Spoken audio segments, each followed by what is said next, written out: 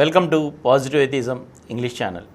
Today in our program, My Life with Gora, an autobiography of Srimati Saraswati Gora, I am reading out to you the chapter Arrival in Vijayawada. Now I am going to continue from where I have left in the last episode. I was reminded of how in 1927, under the leadership of Dr. B.R. Ambedkar, Harijans drew water from a tank in Mahad in the Kolaba district in Maharashtra, and how that later became a huge incident. There was no significant change in our country even after 20 years after that incident. I felt that if the political independence we achieved did not create minimal civil rights and opportunities to those who have been at the bottommost of our society, meaning women, Harijans and Girijans, what good is that independence? I understand the importance of Gora talking about how essential the social issues are. It took many years to solve the Atkuri problem. Finally, they provided for access of the public wells to Harijans. A similar incident took place in Kankipadu. What pleased me was that Harijan women came forward and took initiative and participated in this. Men probably don't realize the importance of water as much as women do. Let alone the fields. If there is no water at home, a woman can't do anything. Cooking rice, bathing children, washing clothes, giving water to house guests to drink and to wash their feet, sprinkling water around the house so dust won't rise. In everything she does, a woman needs water.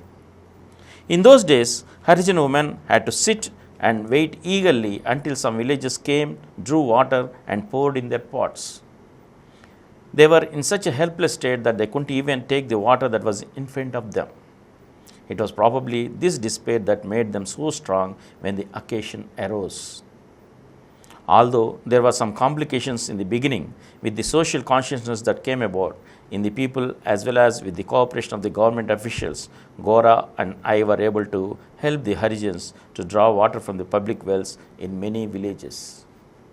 In those days, after he finished his MA, my brother-in-law, Samsero, joined the Vijayawada College faculty so as to be near his brother. Along with Samsero and Haimavati, my father-in-law and my mother-in-law also came and stayed with us.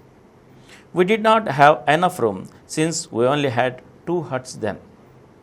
We were very impressed by the way in which my father-in-law and mother-in-law adjusted themselves with us. They did come once before to stay with us in Mudunuru, but the circumstances were different then. However amicable Haimavati was, she mentally felt the pressure of not being able to express herself when the living space in our place were cramped.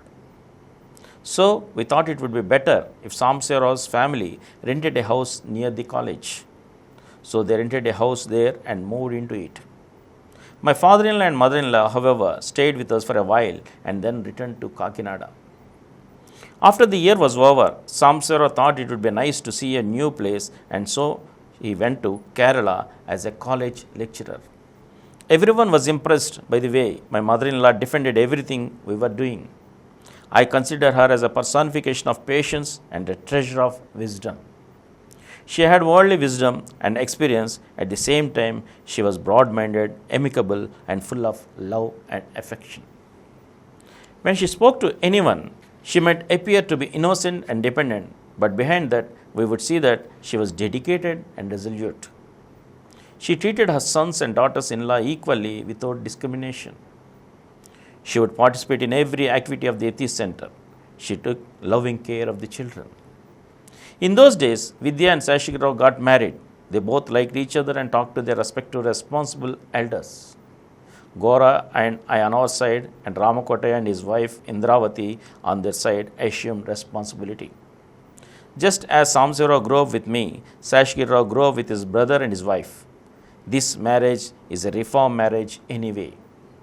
After the marriage, Sashikirao assumed Ramakote's responsibilities concerning Gora.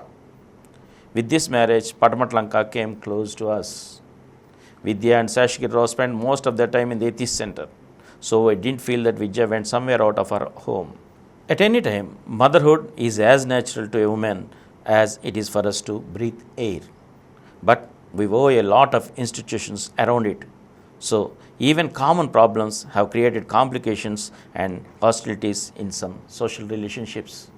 There are different customs and manners in different cultures regarding man-woman relationships. In the Naga society, unmarried girls and boys spend time together. Only after the girl becomes pregnant, there are offers of marriage. The man who marries her accepts her child as his own and raises her. Her first motherhood is one of an unmarried mother, but that's not a taboo in that society. In some cultures, the bride must spend her first night after the wedding with the priest.